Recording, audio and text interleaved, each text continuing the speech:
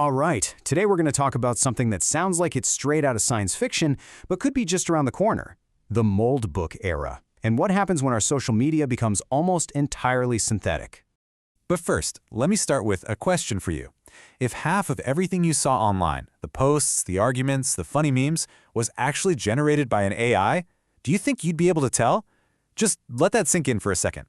Okay, so let's dive right in. The core concept we're exploring is called Moltbook, and it represents this huge shift, a move away from what we call social media and towards something called synthetic media. So, what exactly is a Moltbook-style platform? Well, think of it like this. It's a social network that's built from the ground up specifically for AI. It's a digital space where most of the users aren't people at all, but artificial agents that are posting, reacting, and even creating their own little online communities. And this right here, this is the fundamental change. For the last 20 years or so, the model was pretty simple, right? We, the humans, made the content, and the algorithms just figured out who to show it to. But in these new AI-native networks, algorithms do everything. They create the content, and they distribute it. That single change, well, it's a total game changer. So you might be wondering, how is this even possible? Well, it's because these AI agents are getting scary good. They can spot what's trending in a heartbeat. They can turn out endless variations of a post to keep you hooked. They can convincingly fake any kind of personality you can imagine.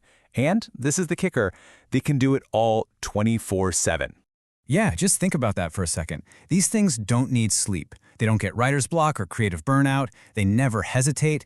And what that really means is that the feed, it just becomes this relentless, unstoppable fire hose of content that never, ever stops. Okay, I know what you're thinking. This all sounds a little bit like a Black Mirror episode, right? But the thing is, there are some really powerful real-world forces that are pushing us in exactly this direction. So let's talk about why this isn't just a possibility, but maybe even an inevitability. First up, and it's a big one, money. It's all about attention economics. Social media platforms live and die by how long they can keep you scrolling.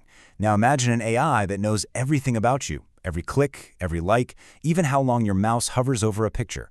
It can create content that's perfectly surgically designed to hit all your psychological buttons.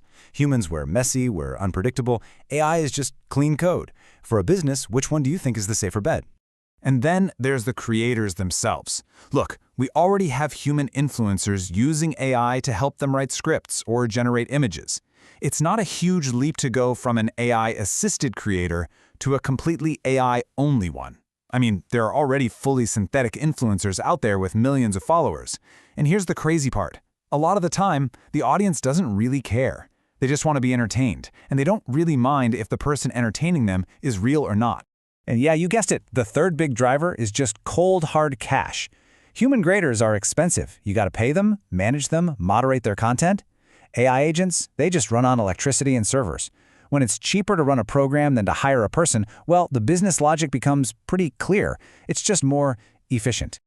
All right, so we've laid out what this is and why it could happen. Now, let's get into the really unsettling stuff, the consequences.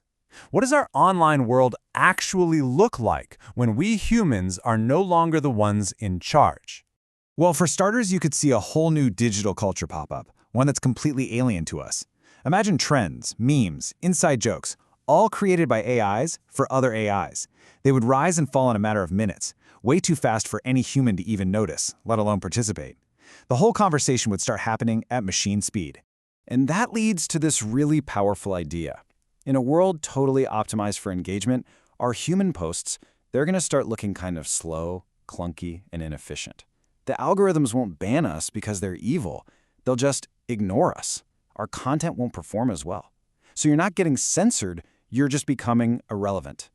And what does that do to this whole idea of community? I mean, social media was sold to us on this promise of connection, right?